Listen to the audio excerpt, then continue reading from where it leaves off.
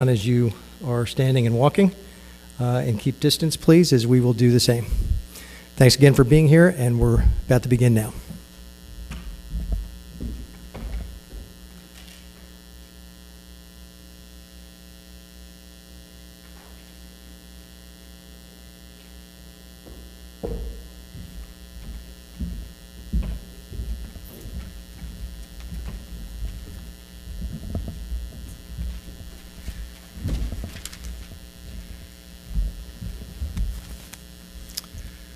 My name is Phil Klein. I'm the director of the Amistad Project of the Thomas More Society, and I appreciate your attendance and I look forward to your questions today.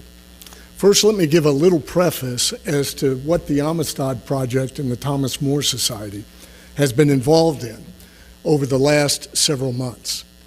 The Amistad Project started looking into election integrity about 18 months ago. Through that process, we have developed attorneys that are in virtually every swing state that are working on our behalf.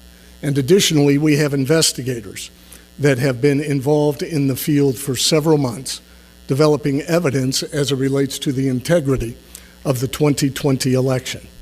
That effort has brought us to this day. Now, it is often extraordinarily difficult after an election in the short time frame to develop substantive evidence of an effort to violate election laws and to influence the election in an improper way.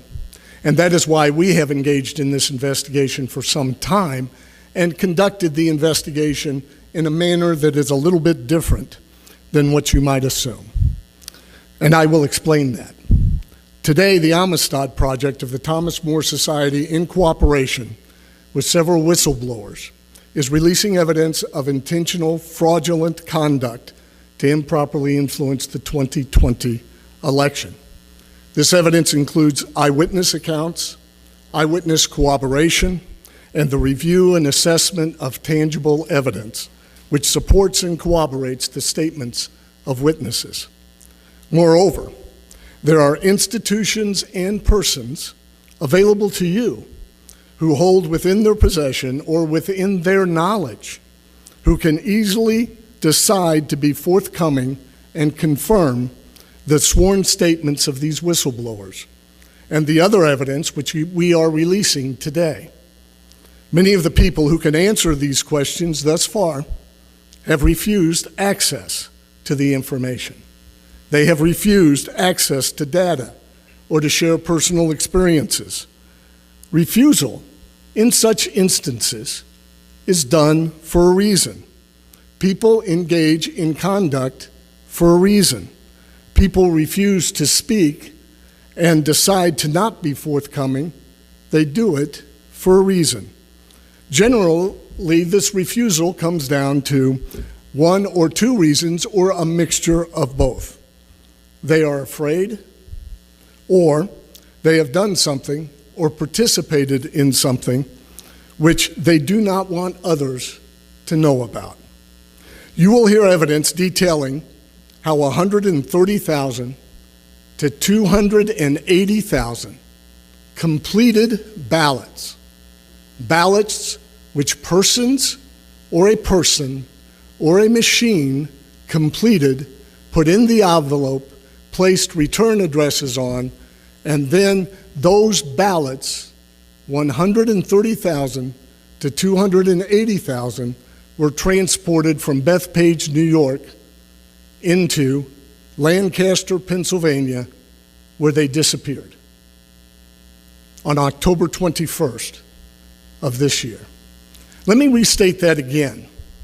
This evidence demonstrates, and it's through eyewitness testimony that's been corroborated by others through their eyewitness statements, that 130,000 to 280,000 completed ballots for the 2020 general election were shipped from Bethpage, New York to Lancaster, Pennsylvania, where those ballots and the trailer in which they were shipped disappeared.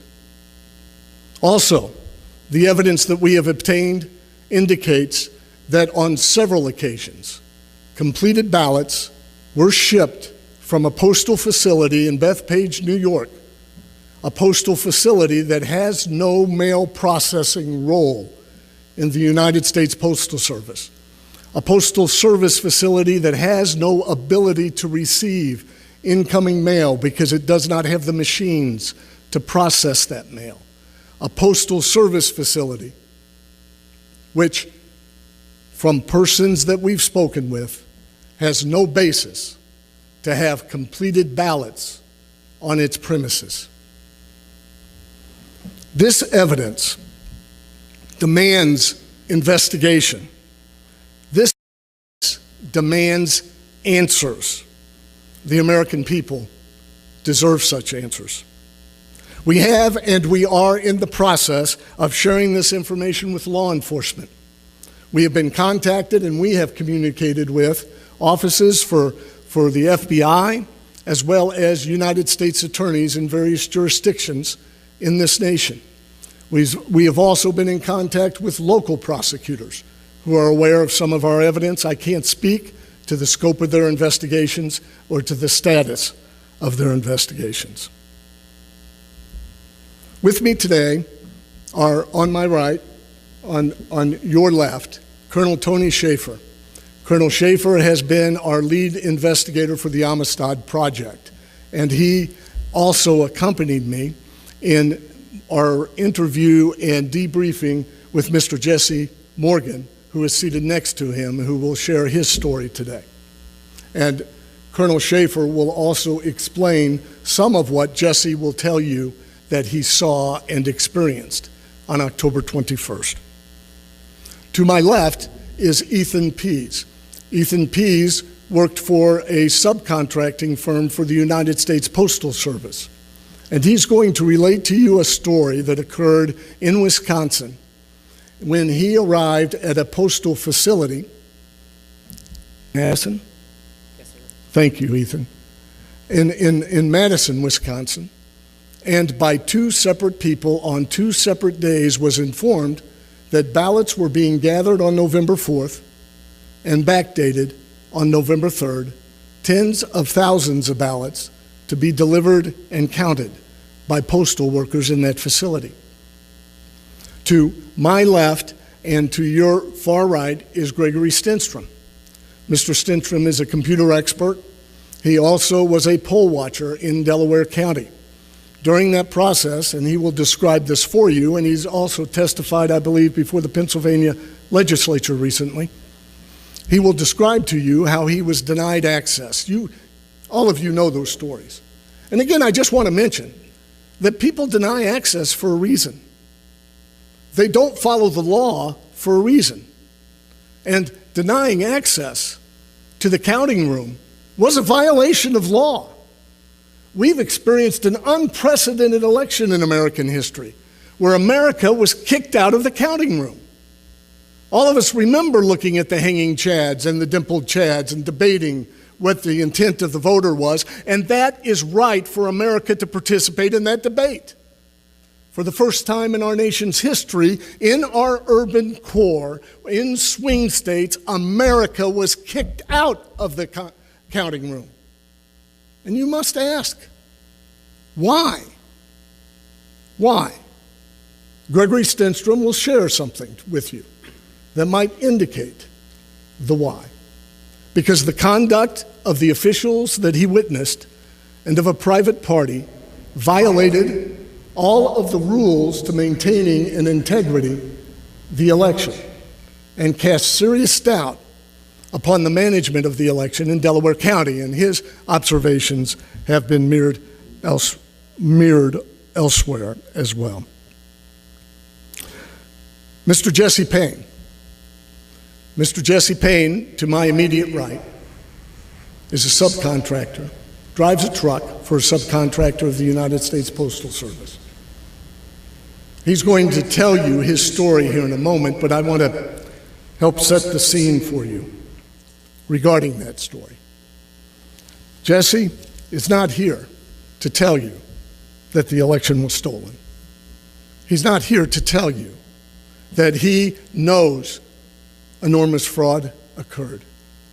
He's here to tell you what he saw. And at great personal cost, he's willing to tell you what he saw. Don't put the burden of proving fraud on this man's shoulders. He's come here to tell you what he saw. On October 21st, Jesse was engaged in, well, let me back up. I'm sorry, Peter, let me back up. I'm going to back up because I'm going to do this backwards. You know, generally when I investigate, I oversaw the Kansas Bureau of Investigation as Attorney General, and additionally, I was a district attorney. And let me say, and if you will allow me, I'm going to ask you to indulge me in a couple of observations. And these observations, you might be redundant to your knowledge, but forgive me.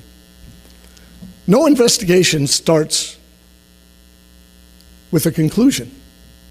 No investigation starts with a claim. Every investigation starts with questions. And so when you begin an investigation, you have to make sure that you're asking the right questions, and then you determine the most proper source to get answers for those questions so you can come to know what happened. And I want to invite all of you to participate in asking the right sources the right questions. Because some of the questions you will have are questions we cannot answer. But there are institutions and persons who have the answer.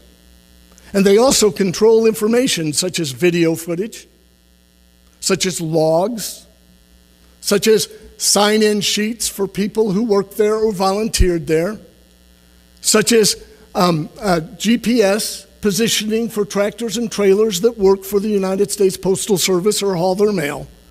There are a lot of institutions you can go to ask the right questions. And I would invite you to participate with us in asking the right questions. And I want to offer this observation regarding evidence. I've never investigated an innocent person who did not want me to see the evidence they controlled that proved their innocence. And I've never investigated a guilty person who wanted me to see the evidence they controlled that proved their guilt. Most all criminal investigations, in fact, any investigation begins with the knowledge that something went wrong. There's a body in the road. Somebody has been shot. Somebody called 911. And most real investigation is if there's not an immediate threat to the public and we don't know who we have to chase to arrest, begins with moving backwards, not forwards. You begin to investigate backwards. And so that's how I'm going to lead you through our discussion, and it will lead up to Jesse Payne's story. Jesse Morgan. Jesse Payne was a prosecutor who worked for me. I'm sorry, Jesse. Thank you. Let's look at the blood in the street. I'm taking you over to our lawsuits right over here. These are lawsuits that we have filed. This one is in Pennsylvania. Thank you, Peter. And if you keep it, yeah, you're bringing it up? Thank you, so I can see it. What you have right here is a chart of several charts, in fact. That's okay, buddy. It's okay. We'll just go to Georgia. Keep Georgia up. This is our experts' analysis in Georgia of ballots called into question by the conduct of election officials that were in violation or sidestepped state election law. What you will see here is the first type, and let me tell you how we did this. We hired a data expert. We got the data from government. We hired some mathematicians to help crunch that data with them, and then we actually reached out and contacted voters directly to see if what they swore to as their conduct, whether they voted, whether they didn't vote, whether they requested a ballot, whether they didn't request a ballot, was mirrored by state records. And what you see right here is the estimate of illegal votes counted in Georgia at 15,331. Here is an estimate, I'm circling it, an estimate of Republican ballots that the Republican that we spoke with returned, but that state records show were not counted. 29,884. This is electors who voted where they did not reside in Georgia. 138,221. Out-of-state persons voting, 20,312. And double votes, 395. Total number of ballots in question, 204,143. We have these charts for each of the 5 states that we have recently initiated litigation in, and they will be provided to you. So how did this occur? How did it happen that these many ballots are called into question in this investigation? This is the blood in the street, so to speak. This is the evidence that something wrong occurred. Maybe not a crime. Maybe people were negligent. Maybe people did a poor job. But it certainly introduces questions that we must answer. And so we start to back up. And what we see in each one of these swing states is something else that hasn't happened before. It's the consolidation of counting centers, a dramatic consolidation in the urban core of the counting centers. Now, that was done, and the explanation was COVID, that it was necessary because of COVID. I will accept that at face value, except to state it doesn't make any sense to create a crowd to help protect against COVID. But nonetheless, they brought those persons together. Now, let's take a look at what happened in the counting centers, because there are also 2 other effects, even assuming that the proper purpose was COVID. What else happened in the counting centers? Well, I'll just take a couple of examples for you, and I'm sorry, again, I'm being redundant. You have heard this before, but it's important to understand it in the context of the story. In Michigan, I call it, what is the center called? TCF Center? The TCF Center in Michigan, the former hockey arena that they consolidated in Wayne County for the count. There were 134 counting or tables set up for each of those wards. Around them were inspectors. Those inspectors had the responsibility to take all ballots that they claimed couldn't run through the machine and then set those ballots down, including all military ballots because of the paper that it's on, look at those ballots, and then say this person meant to vote for Biden or for Trump, and fill out pristine new ballots. These ballots would then separated, and they would cast ballots for persons who weren't there. Completing ballots of third parties who weren't there. The law allows that, by the way, because you want to be efficient in counting the ballot. But the law also says the 2 major parties must be at that table. They must be able to see what happened and then sign off that it was done validly. That's a way of putting America in the counting room. Both major political parties watching what happens. That's fair. That's transparent elections. In Wayne County, it didn't happen. What they argued is that there was a Republican in the place. They put him in the penalty box, and they couldn't see what was happening at the table. So, whether you think that's nefarious or not, that's one of the results of the consolidation of the counting centers, is that they removed what the law required, and you had partisans completing these ballots without oversight from America or the other political party as the law requires. So people violate the law for a reason. What is the reason that they violated that law? Additionally, I can tell stories in Philadelphia. I can tell stories in Fulton County, Georgia. I can tell stories in Phoenix, Arizona. But you hear those stories. You know those affidavits. You know that that happened. There are serious questions that result from it. Additionally, consolidating the counting facilities in conjunction with drop boxes, with the introduction of drop boxes. By the way, most of these drop boxes were paid for by Mark Zuckerberg's contribution to a group called the Center for Tech and Civic Life, and more on that a little bit later.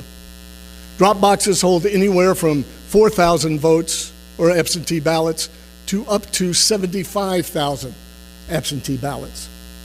This breached the chain of custody of the ballot in a significant way unless these officials also, thank you, there's a drop box right here.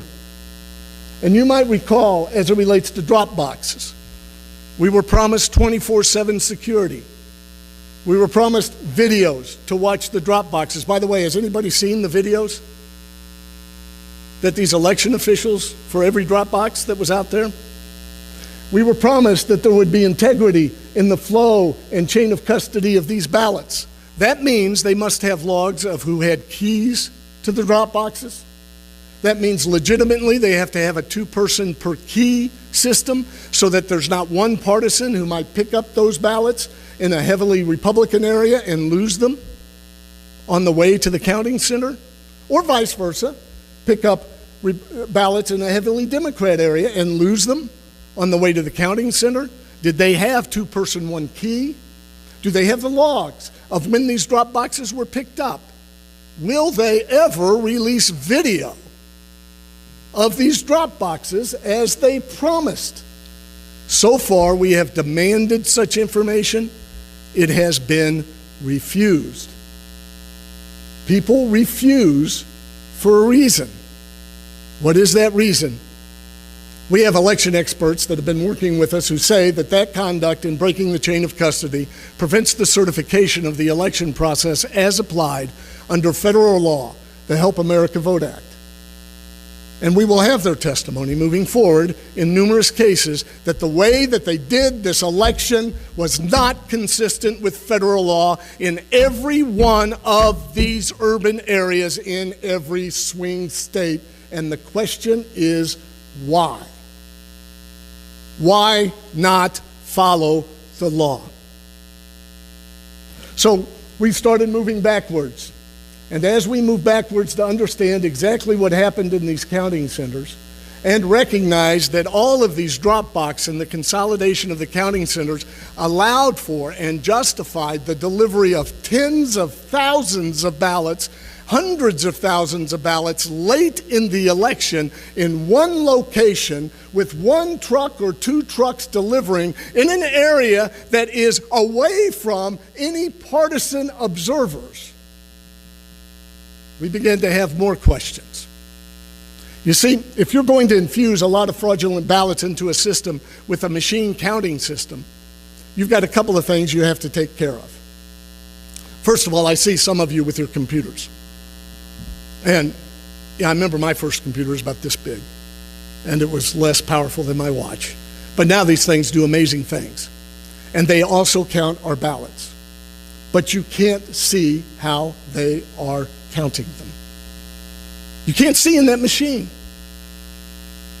No one can, unless you're able to have access and print off logs which show how that machine has been operating.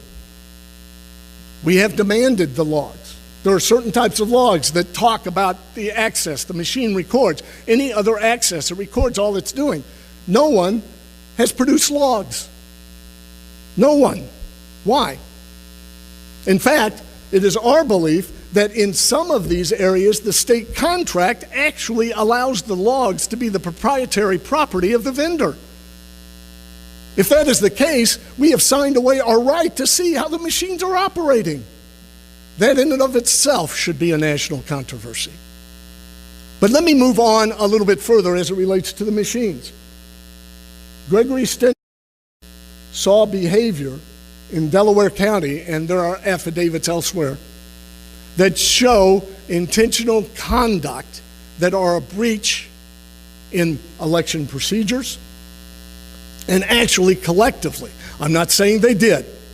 It is a good question for them. Actually would allow the alteration of the count, but most certainly breaks the chain of custody from critical jump drives or V-chips to the machines, to the precinct, to the ballot. That makes auditing extraordinarily difficult. Intentional conduct that makes auditing the performance of those machines to the integrity of the count extraordinarily difficult. So right now I'd like to have Mr. Stenstrom come up and share with you what he experienced in Delaware County.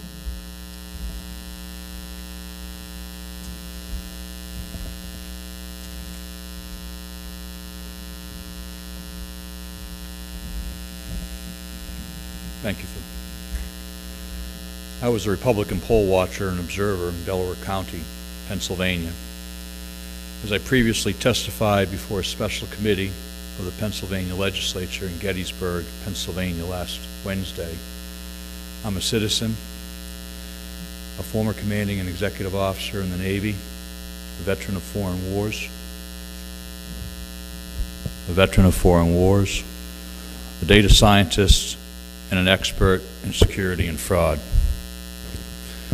I witnessed irregularities at 7 polls and 22 precincts on Election Day, primarily poll workers providing voters regular ballots instead of provisional ballots, when records indicated that those voters had requested mail-in ballots.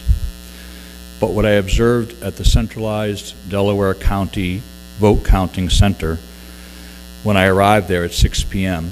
and then over the next 3 days was a forensically destructive process that involved mail-in ballots, Dropbox ballots, and electronic USB V-card vote uploads. Despite possessing valid credentials, it was a 5-hour battle just to gain entry to the main counting room. And it would be another 3 days before I could secure a court order to observe the sequestered back rooms for 5 minutes every 2 hours to observe ballots and how they were ingested. When I was finally allowed inside, I saw many boxes of 500 ballots each being carried in and out of the sequestered back room. The election officials in charge of operations refused to let me or other credential observers inside the room, even though we had every right to enter, and objected. There were disturbing breaches of protocol taking place in plain sight. At one point, I saw unsecured USB V-card drives from voting machines being separated from their accompanying cartridges and paper tapes and commingled together by election workers.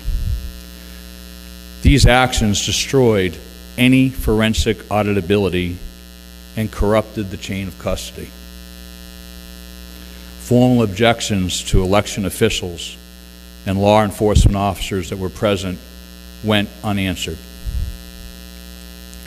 Later, I saw the voting machine warehouse supervisor for Delaware County carrying in unsealed bags of unsecured USB V-card drives, which he inexplicably proceeded to plug into computers, the vote counting computers, and upload into the official vote tally. Despite formal objections to senior law enforcement that was present and election board officials, he was allowed to continue. When he was finished, the vote count shot up by 50,000 votes for Vice President Biden. 47 USB cards were missing at the end of last week. As of today, that number has reportedly grown to 64. When I finally gained access to the sequestered room, this is the 3 days later, where mail-in ballots were ingested, I witnessed 60 to 70,000 unopened mail-in ballots in sequestered back offices. That was on Thursday at 3:30, after the vote was supposedly counted. They remain unaccounted for. We don't know where they are. All signed paper chain of custody documents are missing, despite attempts by Democrat election officials to recreate them. My questions then and now remain: where did the ballots come from? Where did these mail-in ballots come from? And where did they go?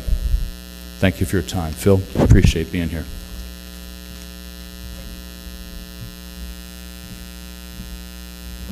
And there's another question. Why? Why engage in conduct that you know destroys the chain of custody of this important material in a vital election, unless there is an objective. People don't violate the law intentionally unless they have a reason. What could be the reason? And so we started to explore backwards again. I'm taking you backwards. How would you use that destruction of evidence, and why would it be necessary to destroy this evidence to engage in this conduct? Well, you have to understand what evidence is within the machine.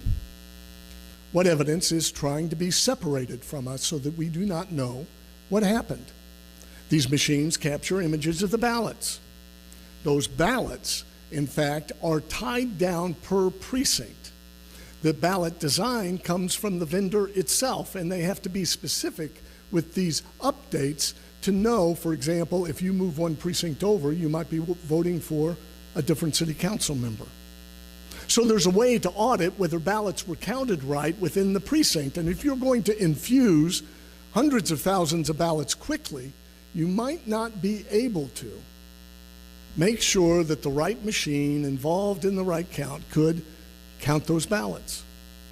Separating the chain of custody makes it extraordinarily more difficult. Another thing that you could do is not vote down ticket, so that that information doesn't cause a red flag. Moreover, on these ballots and in this process, there are barcodes that give us an awful lot of information that help us audit this process if we have access to the ballots themselves, which no one has been allowed to have access to. So now we got drop boxes, we got a break in the chain of custody, we got all this alteration of election procedures, we've got different laws being applied in different ways in the same state, and we have the consolidation of counting centers. But if you're going to make an impact in an election, you have to be able to control the vote of a certain number of people. So you can't just intercept and guess whether it's a Republican vote or a Democrat vote on the ballot.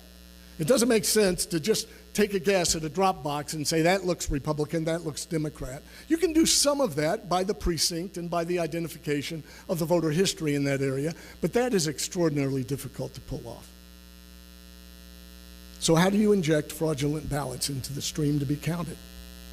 Well, there are a couple of things, and I'm not saying that this is the path, but this reality, this truth demands questions and demands hard answers and hard evidence. We have had an unprecedented first-time partnership between blue state officials and private parties to share access to sensitive government information. I'll give you one example. I'll give you more than one, I'm sorry. Michigan. There is a company called NGP that is a tech firm that is left-leaning, that consolidates data, monetizes information, and helps Democrat candidates. They're also a fundraising arm for leftist causes. That's their job. That's how they make money. There's communication between Governor Whitmer, her political director, and the state health director in Michigan, where they are negotiating how to give NGP the contract for COVID tracing without anyone knowing of it. It was suggested that NGP create a subsidiary called Michigan Van, and that Michigan Van become a subcontractor for the general contractor on COVID tracing. I believe you all know all of the sensitive information that will be required by law to be turned over to COVID tracers if they knock on your door and hear that you were exposed to COVID. That's the type of data mining that people have made billions of dollars on. Once the whistle was blown on the negotiation of that contract, the governor disclaimed any knowledge of it, ordered her health officials to renege on the contract, and backed out of it. But there's more. The Secretary of State of Michigan and in Pennsylvania each engaged Rock the Vote to give them a front-side portal into the qualified voter files. You see, previously, if the League of Women Voters was conducting a voter registration drive, you would fill out a piece of paper. They would take that paper to the county clerk, election clerk, and only the clerk could enter that information into the qualified voter files. That's important for three primary reasons. The clerk is defined by geography. They only enter registrants relating to their county. That gives an accountability to them. They are subject to Freedom of Information Act requests and demands for information, so you can hold them accountable if they enter fraudulent names. They also have political accountability. They are voted out of office if they fail. Rock the Vote has none of those checks upon them. These third parties don't have those checks upon them. Now, I will tell you, and you don't have to speak to many people, you know identity theft is a big issue in America. It's a big issue around the world. There are groups, and they don't have to have extraordinary talent, that can obtain personal information about you very easily. There's actually groups that consolidate data and sell them, like the National Change of Address reports, like reports regarding deaths, marriages, changes of name. All of those things are data that you can get and crunch. I could get your Social Security number with a little bit of work, not too much. So I'm not saying Rock the Vote did anything nefarious. I'm not saying that. I'm saying that we have opened up a vulnerability on the front end of our voter rolls intentionally through these contracts. It would be very easy for a volunteer to suddenly create voters that weren't otherwise there. I'll give you an example. One of my colleagues at Liberty University School of Law, where I teach, a former acting dean, Rena Linda Voltson. I've got Rena's affidavit here. She was born in Michigan as Annie Billis, B-I-L-A-S. She never registered to vote under that name. Her parents always called her Rena. As she grew up and she reached the age of majority, she changed her name. And by the way, changes of name and those lists are also available. She legally changed her name to Rena, so she was Rena Billis. Then she voted for Michael Dukakis, not as Rena Billis. It might be after she was married, but she voted for Dukakis in 1994. She was a little bit hesitant for me to say that because she knows my history as a Republican. But she voted for Michael Dukakis. Then she moved out of Michigan. She got married, and now her name is Rena Linda Voltson. And she hasn't been called Annie Billis since she was 18, and she never registered under that name. With all this talk of fraud, now what are the odds that Rena Linda Voltson would go back and check at her Michigan registration when she's living in Virginia to see if she was registered under a name she never registered? You see, you can look at all these voting histories and you can tell who never votes. You can determine who's not going to check their voting history. You can also obtain names that center around their identity but are actually false. She was registered in Michigan as Annie Billis.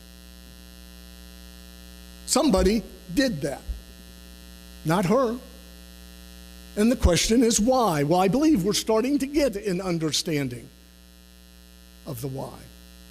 There was a front door portal that was opened up to our voting rolls that had not been opened in this way before. Those are serious questions to ask those persons who opened up those portals. We have demanded and demanded and demanded the contracts. We had 10 FOIA requests. We're denied each one, and we just got them. And in our analysis, they pose significant problems for the operation of elections. Now, they will tell you, I assure you, that everything's fine. There's no fraud going on. That is an actual quote of an election official in Delaware County to Gregory Stenstrom when he was trying to get in the room that he had the right to get into, and he saw people moving around. It was mail crates of ballots. Mail crates. And they said, I assure you, everything's fine. There's no fraud going on. At some point, that answer does not hold.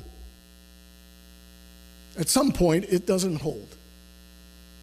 So one of the important things I want to mention and highlight about Gregory's statement is he saw those mail bins. I don't know if you know what I'm speaking about. We've got pictures of them somewhere up here, don't we, Peter?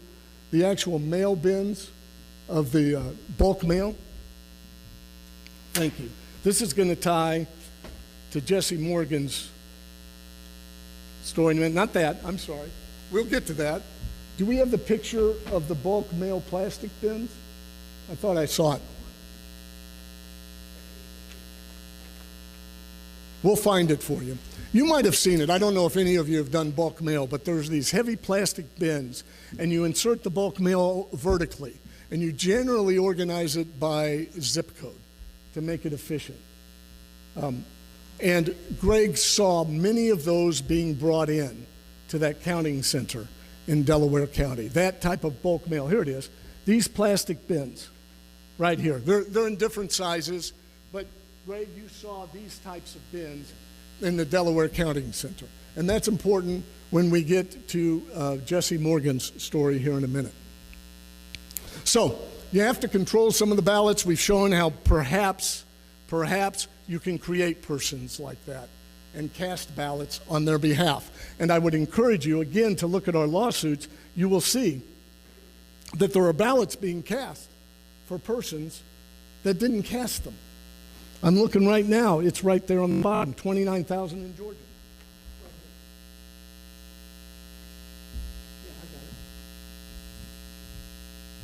No, I'm sorry, it's 15,331. Ballots that were not requested that were cast. Right there. And that's in one category that we're seeing that. So we know ballots that weren't requested were cast. We know there are ways to create identities to cast those ballots, and we have sworn statements supporting that. So now how do you enter these ballots into the counting stream? How do you infuse tens of thousands, if not hundreds of thousands of ballots into the counting stream? Well, we have with us Ethan Pease.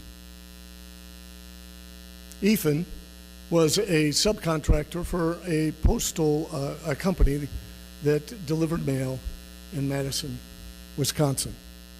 And he's going to tell you his story about backmarking ballots in the post office. Now, I want to say this. You've heard this pop up elsewhere. Traverse City, Michigan. Whistleblower steps forward and said the postmaster ordered him to backdate ballots. You all know about the gentleman in Erie, Pennsylvania that they claim recanted, but then he said, I never recanted. He overheard it. There's also Elkins Park, Pennsylvania, in which a gentleman was told that he must throw away or put in the bulk undeliverable mail all Trump mail and deliver Biden mail. There's a lot of whistleblowers in the United States Postal Service that give pause for concern. And Ethan has come forward and is going to share his story about concerns in Madison, Wisconsin. Thank you, Phil. During the run-up to and on Election Day, I was working as a temporary hire at United Mailing Services, UMS, a USPS subcontractor in Wisconsin. I began employment on August 26, 2020 as a route driver and box truck driver. This meant my job was to pick up mail on a predetermined route and deliver it to UMS for sorting and metering. I would then take the sorted mail in my box truck to USPS. In September or October, I began to deliver mail and ballots from UMS to USPS as part of my evening delivery duties. I knew this because there was special bins marked for ballots only. On one occasion, I forgot to retrieve the ballots for transportation and had to go back for them. After that, I always made sure to check that I had the ballot bins loaded for transport. On November 2nd, 2020, I noticed that there was only one ballot in the bin for delivery to USPS. And on November 3rd, Election Day, there were no ballots in the bin for delivery. One can imagine my surprise then when the next day, November 4th, I was asked by a senior USPS employee named Monte if I had forgotten any ballots the night before. Monte explained that an order came down from the Wisconsin-Illinois chapter of USPS that 100,000 ballots were missing. Monte then told me that his post office had dispatched employees to look for the missing ballots around 4 a.m., and that only 7 or 8 were found at UMS. Based on my previous experience and habit of double-checking for ballots, I believe that to be a lie. The following day, November 5th, 2020, I had a conversation with a different USPS named Rachel, in which she admitted that USPS employees were ordered to backdate ballots that were received too late to be lawfully counted. I asked Rachel if I would get in trouble with my boss for those ballots the other night, referring to the allegedly missing ballots I discussed with USPS employee Monte on November 4th, 2020. No, you wouldn't, she responded, as long as they were postmarked for the 3rd. She continued, that's why they had us do that. I didn't bring any of this to the attention of my supervisors at USPS at the time due to what I perceived to be their hostility towards President Donald Trump and their evident contempt for the law. I heard those same 2 post office employees making jokes about taking mail-in ballots for Trump and throwing them away. I'm not a Trump supporter. I'm not a Biden supporter either. In fact, I didn't vote for either of the main candidates. But something profoundly wrong occurred in Wisconsin during the presidential election, and the American people have a right to know about it. Thank you. Now, you probably caught that, but it is significant that Ethan firmly believes that he did deliver all ballots, and that falsely postal workers claimed at a time when they were told to round up 100,000 ballots, found ballots within the stream of mail that he was responsible for. So perhaps Ethan missed those 8 or so ballots, or perhaps there's an intentional insertion of fraudulent ballots that were completed by others into the stream of mail for ballots to be counted. Either way, these ballots were illegitimate in that they should have been postmarked November 4th rather than November 3rd. Now, falsely postmarking the mail is a crime. People don't do crimes idly. They do it for a reason. What could be the reason? Now, I want to turn now to Jesse Morgan, and I want to set the scene a little bit and explain to you my initial interview with him in which Colonel Schaefer accompanied me. Jesse runs a mail route for his employer, 10 Roads Express. And from the end of September through October 21st, when this incident occurred, it's pretty routine. The post office likes routine. I mean, that's efficient. People show up at a certain time, they arrive, they dock, they unload, they load, they get to the next station at a specific time. And the post office keeps track of this all of the time. Jesse, I'll ask him to describe, because I might not describe it fully or correctly, but when he backs up to a dock, for example, for his trailer to be unloaded, well, let me back up. As he first pulls into some postal facilities, he shows his identity. It's a badge. And he receives a slip wherever he goes that identifies who he is and basically indicates what's on that truck, what's part of the load, that he's been there. He backs up to the dock, and an expediter will come out, and they will use a scanner, and they scan. I'm going to forget all the things they scan. There's a dock scan, right? There's a dock scan, and he's going to do this much better than I am. I'm sorry, buddy. And then they also are going to scan a metal seal that is put on the back of that trailer that can't be opened unless you tear the seal. So they know nobody has been in to steal from that load or alter that load. It has a barcode on it. They will scan that. And then each of the pallets sometimes has data that they scan. So they're keeping track of all of this. Moreover, Jesse's driving a truck that has GPS that he can only drive when he signs in on an electronic board that keeps track of wherever he goes. There's also identification on the trailer so that they can specifically identify the trailer. Now, Jesse, during this time, by the way, that he's running this route we're going to be speaking about is using the same trailer. You love that trailer, right? It was a good trailer. It was a good trailer. It had suspension, right? He describes it better than I, but you know, it kept good traction on the road. You can handle in water. It had some kind of lift on it. I don't understand. I have trouble changing the oil. I'm sorry, Jesse. I'm bad at this. He loved that trailer. It worked for him. He'd driven other trailers, and they were worse trailers than that one. So he had trailer 10R1440 all the time on that route.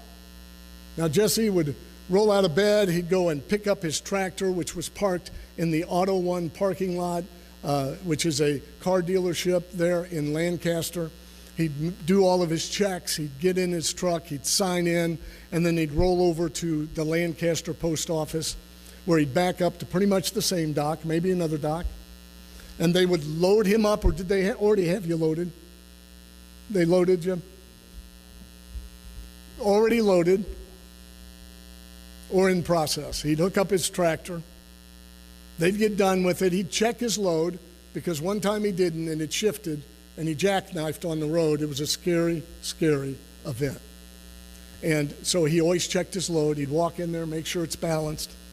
They'd shut it. They'd slap on the seal. They'd do all their scanning, and Jesse's on the road from Lancaster, Pennsylvania to Bethpage, New York. And he loved driving into New York, especially that time of day, early morning hours. He'd leave. He'd roll out about 1 a.m. You get up to Bethpage 4 or so, 4:15, 4:20. Beautiful, seeing the city without all the traffic. He'd pull into Bethpage, back up to the same dock. The expediters are there. They'd have some small chat, but really weren't friends. Jesse stayed on his job. He was polite. Jesse, not political, not, he'll tell you, he didn't vote for either one. Doesn't follow the news much. So he's up there, and they're loading up these ballots. He didn't even notice this time on October 21st. He didn't notice at first that it was ballots, didn't think much of it. And he'll tell you about that, and then I'll come back to that. But his route's always the same. Then he gets loaded up, and he comes back to Harrisburg. Now, I want to explain something to you. Where's that? And you guys will understand this. This is not his truck. But generally, he's hauling from Bethpage what will go to Lancaster and Harrisburg. But his route takes him to Harrisburg first, which means you have to load Lancaster up there in the back of the trailer, the nose of the trailer. Yeah. They would load Lancaster first and then Harrisburg. So when he arrived in Harrisburg, Harrisburg could be taken off and the Lancaster load was there, and then he would drive to Lancaster. You can imagine the confusion and the delay that would be caused if Jesse decided he wasn't going to Harrisburg first, but he went to Lancaster. Then they would have to take off the Harrisburg load, then get the Lancaster load, then reload Harrisburg to have him drive to Harrisburg. So the post office has got this down. Despite all the complaints, they have all the loading and the logistics and the systems to run efficiently. So his typical day is that he goes down from Bethpage to Harrisburg, he unloads, pulls up to the dock, they unload, and then he's off to Lancaster, he unloads, he unhooks his trailer, he leaves his trailer there, he's going to pick it up the next day, drives back to Auto One, and then gets back home. Same way every time till October 21st. Now I want to share with you the first time I met Jesse. I went up to his home. I'd heard about his story, and Colonel Schaefer was with me. And I did what might be considered a forensic interview. It's conducted in such a way to assess the veracity of the person that you're speaking with. And generally what you do is you begin with questions that set the scene in which the witness has confidence, so that they gain their confidence. You let them know they're in control. They can stop the conversation anytime that they want. They can kick me out of the house. We had a video camera. He could stop the video. He could refuse to answer any question. He could ask me any question that he wanted. So I had Jesse set the scene. During the scene setting, he mentioned something to me. It was an offhand comment. He was telling me about his jobs, and he said, and there was a time there that I had some difficulty. And then he went on setting the scene. I knew what he was referring to, but he did not know what I knew. Jesse did not know what I knew about his background. So I let him continue setting the scene, and then I had him describe what happened. And all of it, by the way, is credible and matches up with the tangible evidence, how the post office works, and so forth. And so, as he was going through, and when he was getting done with telling me what happened, I said, Jesse, why don't you tell me about that little difficulty that you had? And he said, what do you mean? I said, about your past. He said, what do you want to know? I said, the truth. And Jesse revealed to me that he had been a drug addict, that he'd been arrested, that he served some time, that for a while in his life he wanted to do things his way, that he violated probation,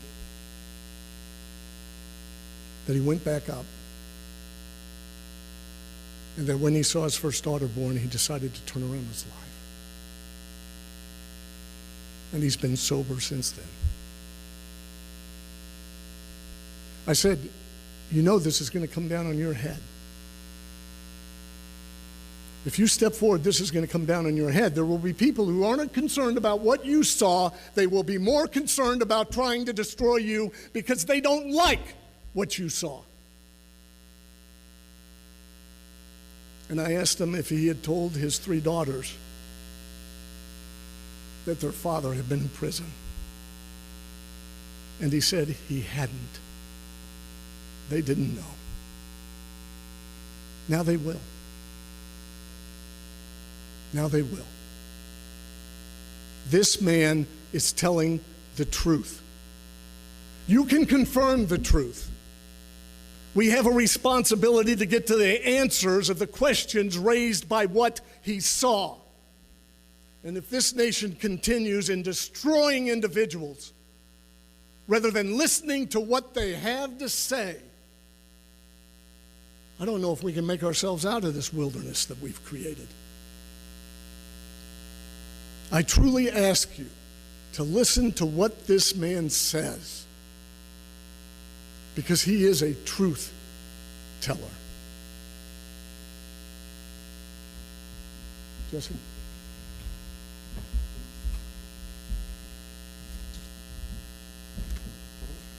Thanks, Phil.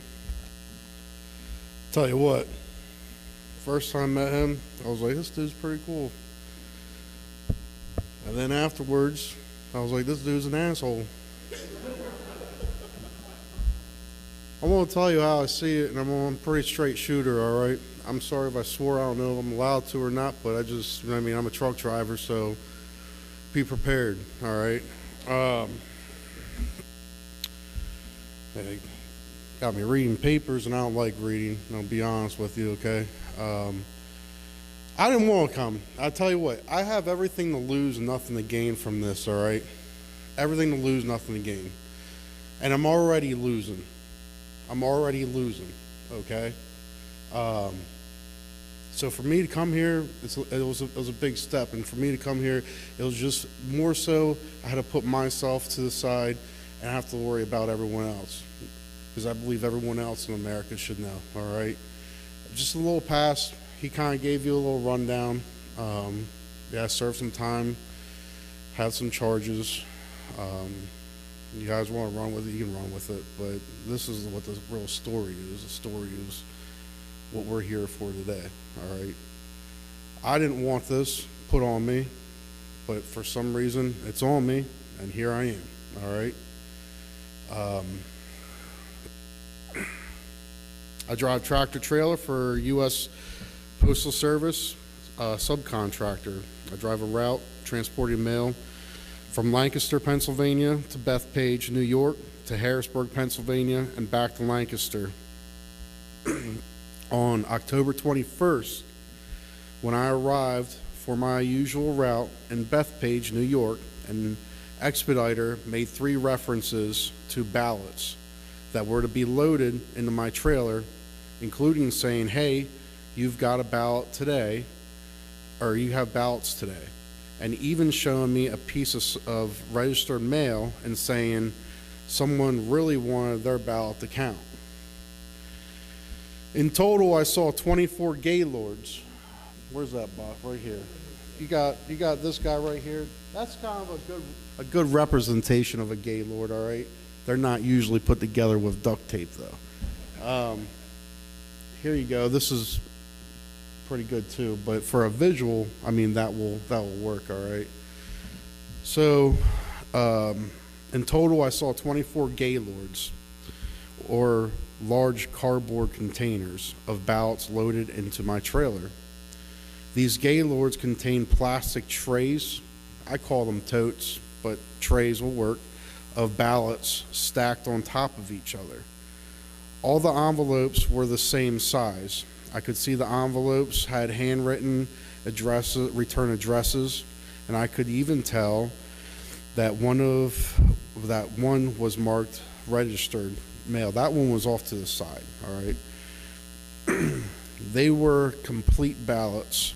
I didn't think much of it at the time.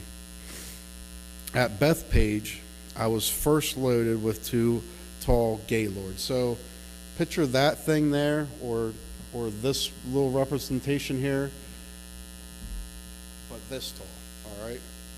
So I was loaded with 2 tall gaylords, okay? And that were, hold on, where was I at? That had mixed mail pieces bound for Lancaster.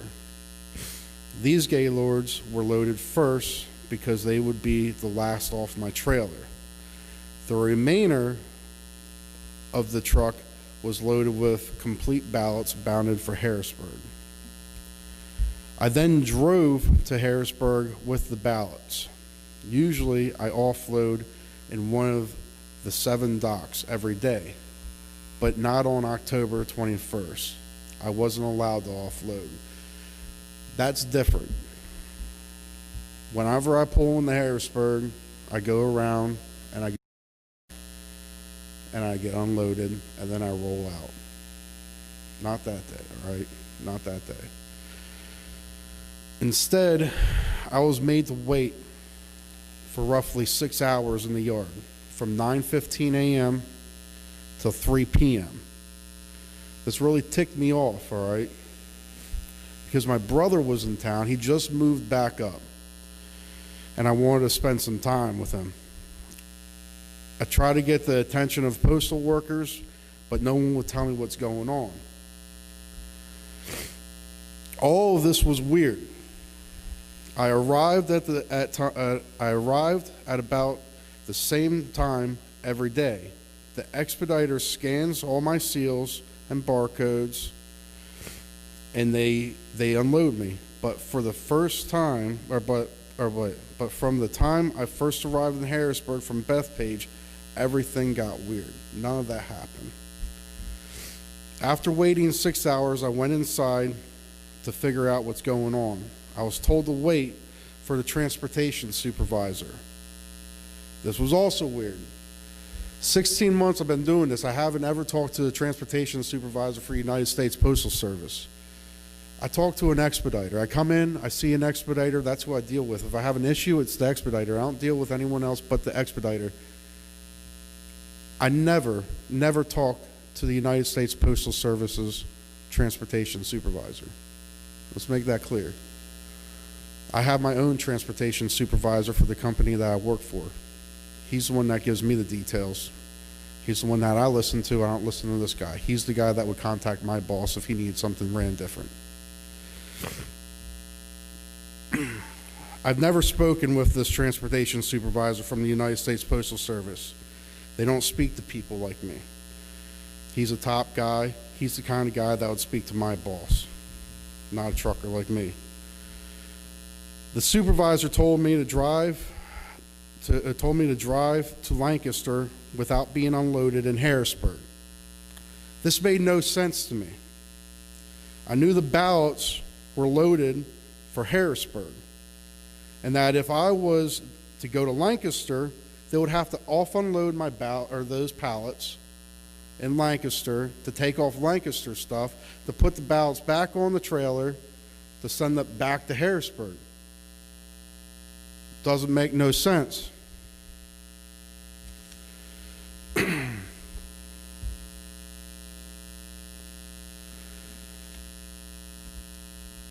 This was a real screw up in my thinking.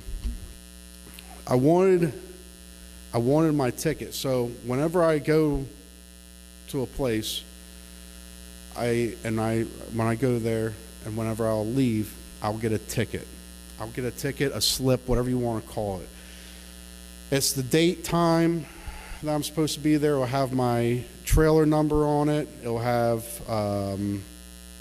how much I'm loaded. It'll have the seal number. It has my name. It'll have who was the expediter. So I wanted my ticket, my slip. I call them tickets. Some people call them slips, okay? And then because I was there for 6 hours, I wanted my late slip too, because I wanted to be paid for sitting in that yard for 6 hours. So I wanted the ticket and the late slip for stopping in at Harrisburg. Also, I wanted it because if they tell me to take this load to Lancaster, I don't want to pull up the Lancaster of Harrisburg crap and be like, yeah, they just told me to come here and not have no ticket, because they don't look like I just came straight here, you know? Just to prove that I was there. And so others would know I wasn't the person that screwed this up. A ticket is always provided to a driver when they arrive at a United States Postal Service facility that proves you were there. The transportation supervisor refused to give me a ticket and told me to leave. I then demanded he give me a late slip, since I wanted to get paid for the time I was sitting there. And waiting for them to offload me, he refused to give me that too. He was kind of rude and wouldn't explain anything to me. He just told me to go to Lancaster. I then drove to Lancaster, unhooked my trailer in its normal place, and then drove my truck to where I always park it in a nearby lot, and then I went home. The next day, it just got weirder. As I arrived at Lancaster's United States Postal Service facility with my tractor, I went to hook up to my trailer, and my trailer was gone. Not there no more. 10R 1440.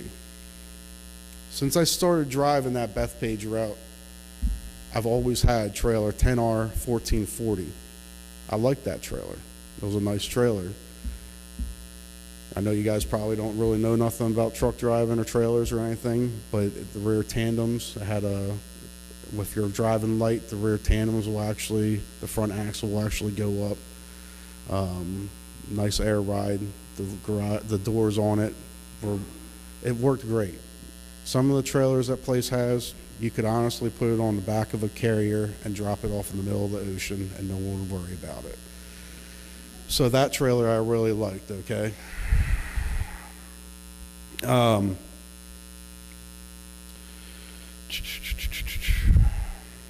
What happened on October 21st was a series of unusual events that cannot be a coincidence.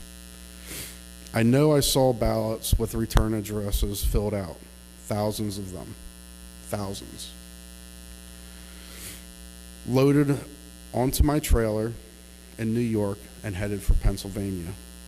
At first, I didn't think it was a big deal. In fact, I thought it was really awesome. I really did. I was like, sweet, I'm doing something for the presidential race, you know, this is cool.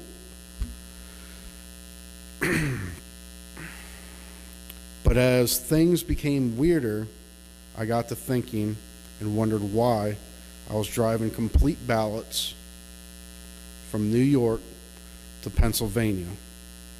I didn't know why, so I decided to speak up. And that's what I'm doing today. Thank you. Thank you, Jesse. Colonel Schaefer is going to demonstrate how we made an estimate of the number of ballots that Jesse had in his load on that occasion. And I want to remind you, we've received corroboration, not from Jesse, but from others, that this happened multiple times from that particular facility. Colonel?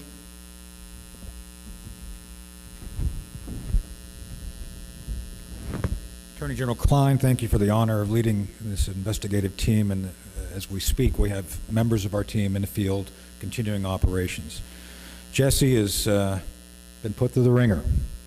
We have been intaking a lot of whistleblowers. They are brave people who seek nothing but to provide you the truth, and that's what we're all seeking here. So again, I'm grateful to Attorney General Klein for the benefit and privilege of doing this, and I think that's what we're all trying to do here today, is get to the truth. I'm going to outline some of the issues which makes Jesse's story so peculiar and so troubling regarding what we now know to be fact. Jesse's one of those unsung, invisible heroes who works in the dead of the night that makes our lives better. As he said, he has nothing to gain here, but everything to lose. And that's why it's important that we listen to him.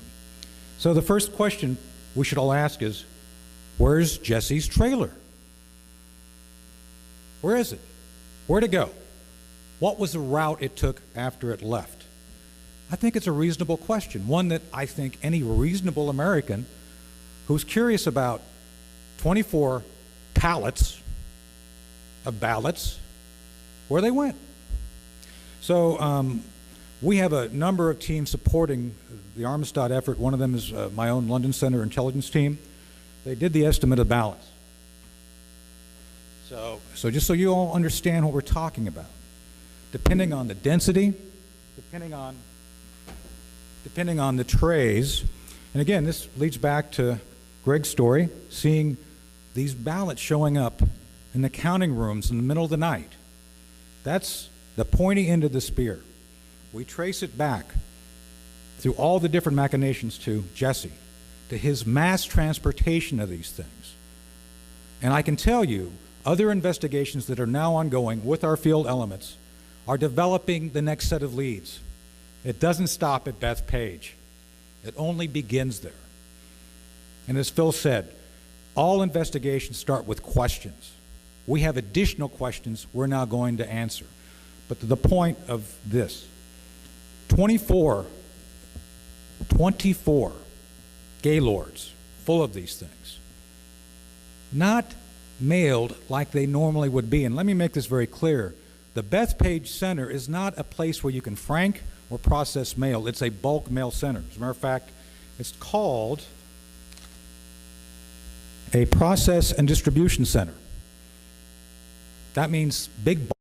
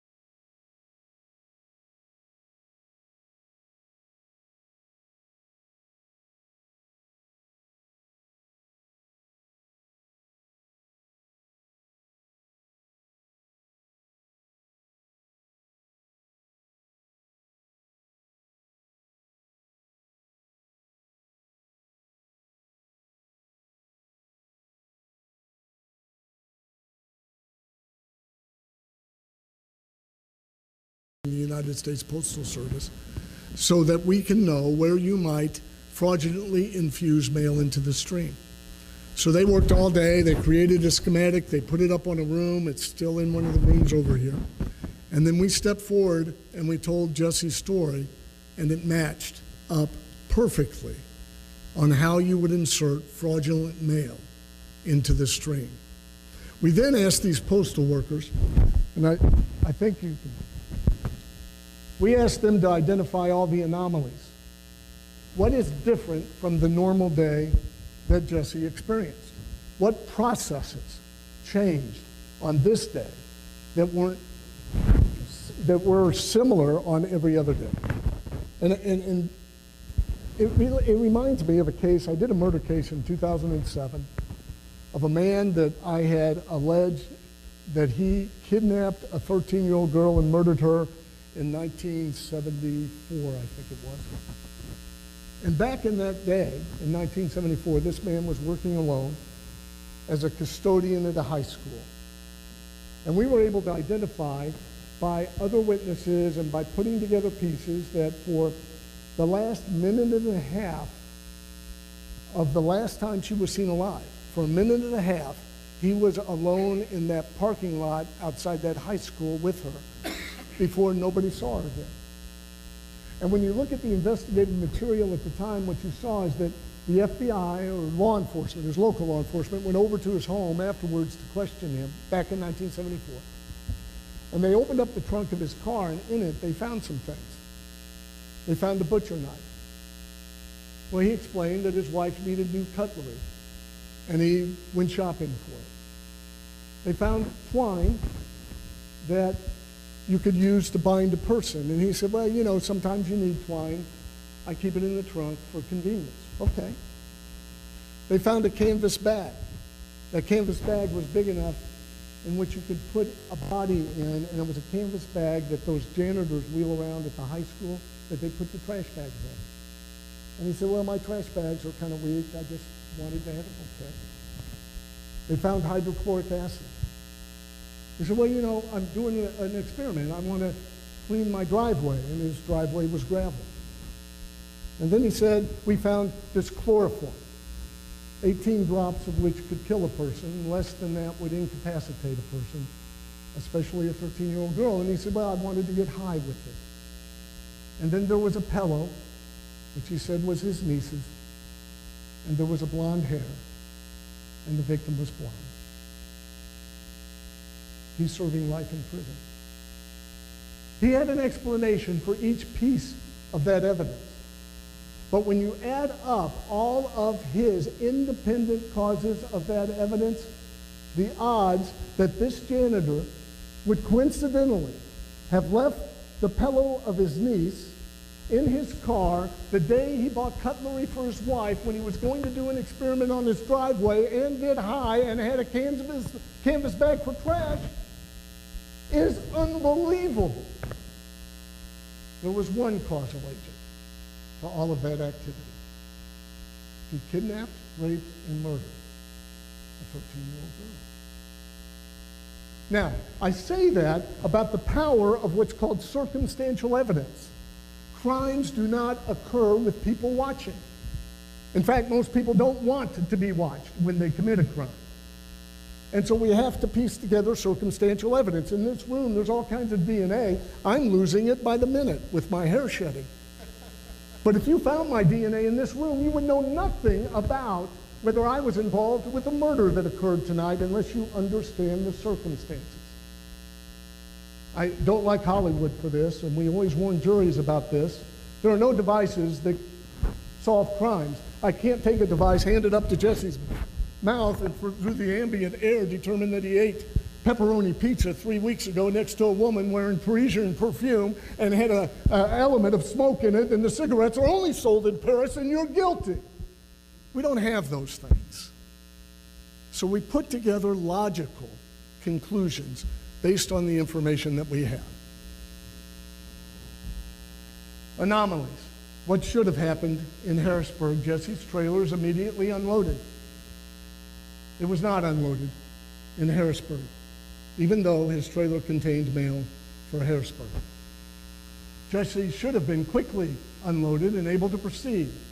Jesse was forced to wait without explanation in a parking lot in the yard of that facility for 6 hours without explanation. Well, perhaps, maybe there was a new person operating as an expediter. Perhaps somebody was sick and somebody forgot. Perhaps. Jesse's only exchanges pleasantries and small talk with others who talk to him at U.S. postal facilities. Postal supervisors don't talk to drivers. All of our experts say that. Jesse talked to a postal supervisor. Normally, Jesse receives a ticket that proves he was there. That was refused. Now, that wasn't an accident. That was intentional. That was, no, you receive no ticket. No explanation. Jesse unloads his trailer in Harrisburg before proceeding to Lancaster. Jesse was told to go to Lancaster while carrying the Harrisburg mail. Maybe we've got somebody who doesn't know how the Postal Service works. Maybe we've got somebody who didn't communicate with the postal supervisor who gave that order. Perhaps there are independent explanations for all of these, but you can imagine the odds of all of that happening on the day he carried completed ballots across state line from New York to New Jersey, across the state line of New Jersey to Pennsylvania, where his trailer full of ballots disappeared. Jesse usually leaves his trailer at the dock in Lancaster at the end of his shift and picks it up the next day. It's gone. Where's Jesse's trailer? Only Jesse drives his truck, but there's been some indication since somebody else has operated his tractor, according to the digital logins. The odds of this having independent causal agents for each one of these anomalies is astounding.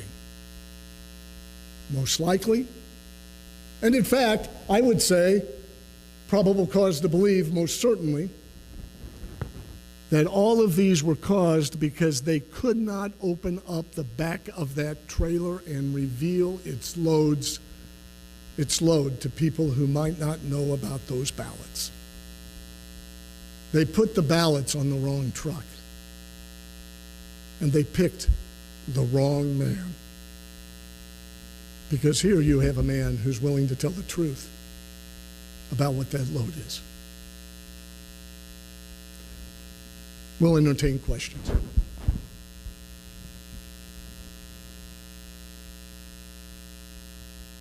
Yes.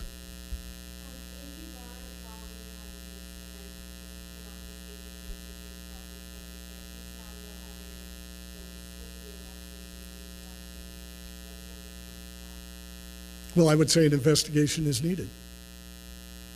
You know, you find evidence when you investigate.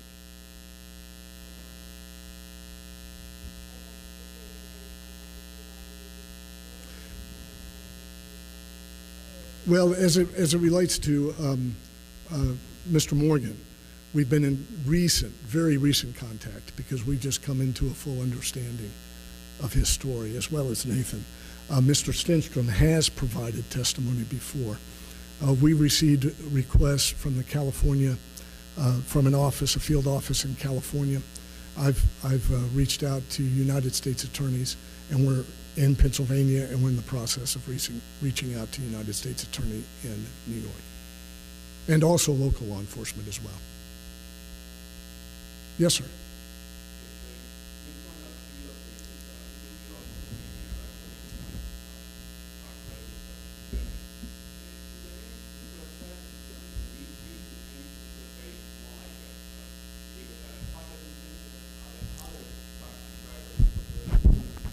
I'll tell you what we know, and of course we're continuing to develop evidence, as Colonel Schaefer said, as we can. Of course, I don't have subpoena power. Some of our litigation, we can search for it in discovery, what's called discovery, but we would encourage law enforcement to become involved. What we know now is that Mr. Morgan transported these ballots that were completed across state lines, and we received cooperation from others that occurred on October 21st. and from another source that this happened multiple times from that specific facility in Bethpage, which, as Colonel Schaefer mentioned, and as Mr. Morgan mentioned, cannot process mail. These bulk mail ballots should never have been there or received there. In fact, we're aware of complaints that were issued because of that. Yes? Oh, repeat the question? Yeah, thank you.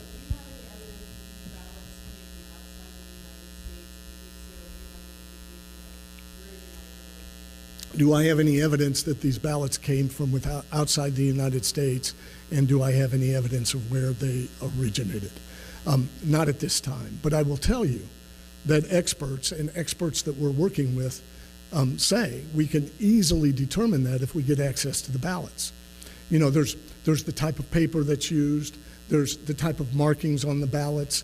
You can tell whether the ballot was cast by a machine or by human hand. There's all kinds of ways, if we gain access to these ballots, that we can pull information to either validate the election count or invalidate the election count. So again, this is another example of why don't we have access to those ballots for that type of analysis? It can be done by experts, and we've been asking for that, and we will continue legally to try to seek that. But excellent question. You don't know until you get that ballot under analysis. Yes, ma'am.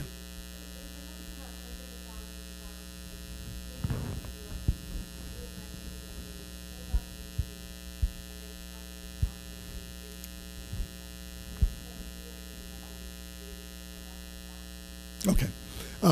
The question is, are we alleging that the ballots who do we allege completed the ballots, and where do we believe that they were completed and filled out? We are with what Jesse saw, and now we're asking those questions, and we're investigating to find those answers. We have some leads, but I'm not ready to share that at this time.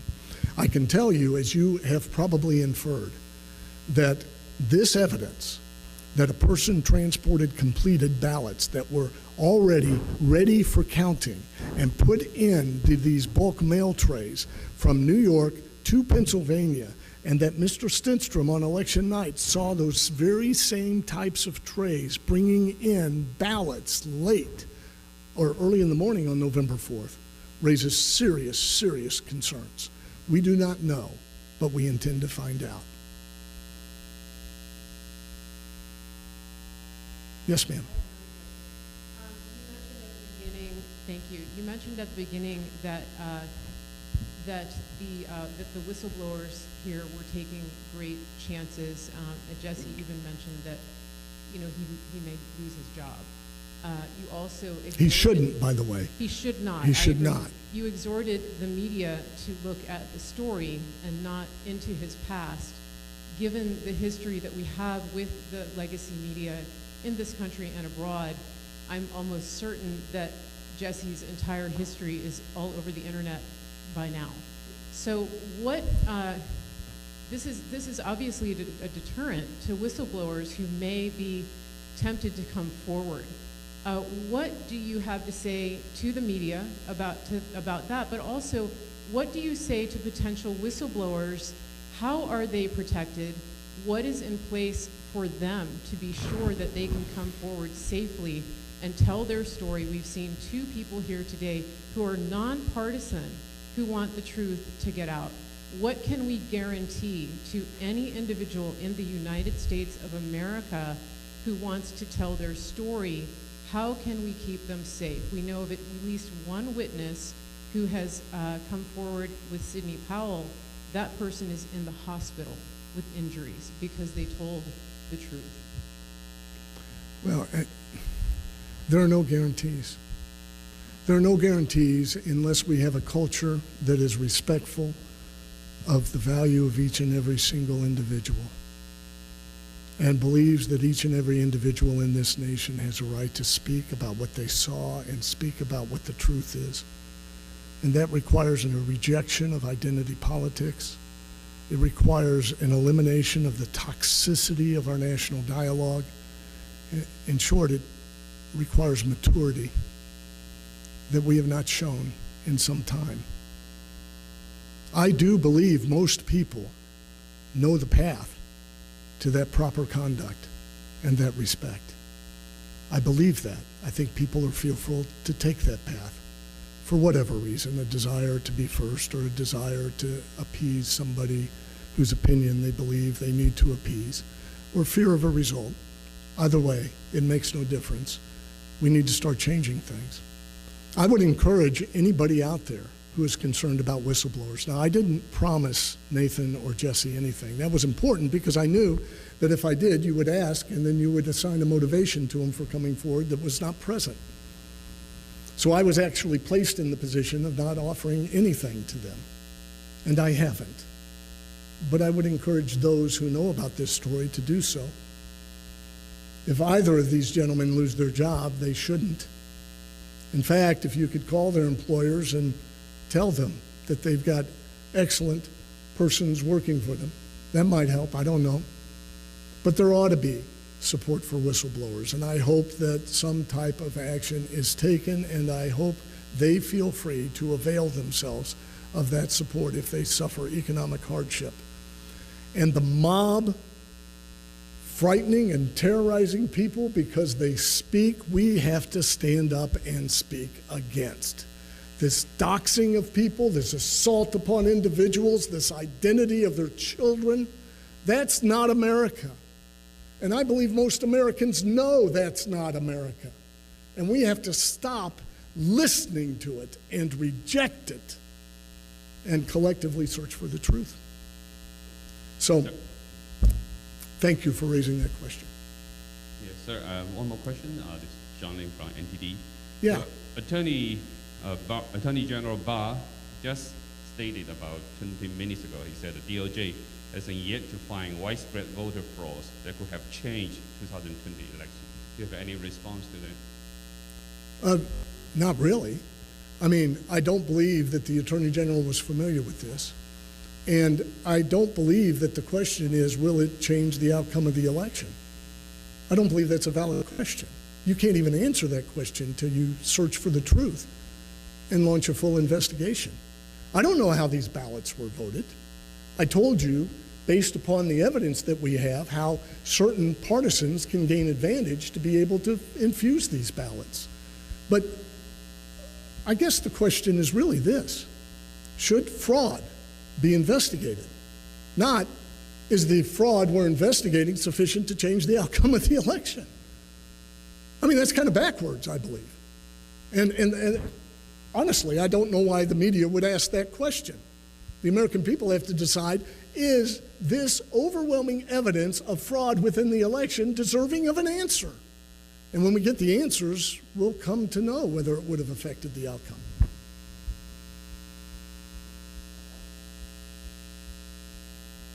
Yeah. That there was 100,000 ballots. We are, I'm sorry, we're keeping their statements, we're providing their statements to law enforcement, and this stuff is under investigation, so they're not responding to questions at this time. Okay. I will answer questions if I can. So his statement is that there were over 100,000 ballots on the morning of November 4th to backdate. Are there any other witnesses to corroborate this, to your knowledge? Well, the witnesses would be who he spoke with at the Postal Service. So he was told on 2 different occasions by 2 separate persons the same thing when they weren't in the room together. And so one corroborated the other by saying the same thing. That's corroboration. But also, are there other statements from those individuals? I don't have statements from those individuals, no. Not at this time. Any other questions? All right, we thank you for your attendance.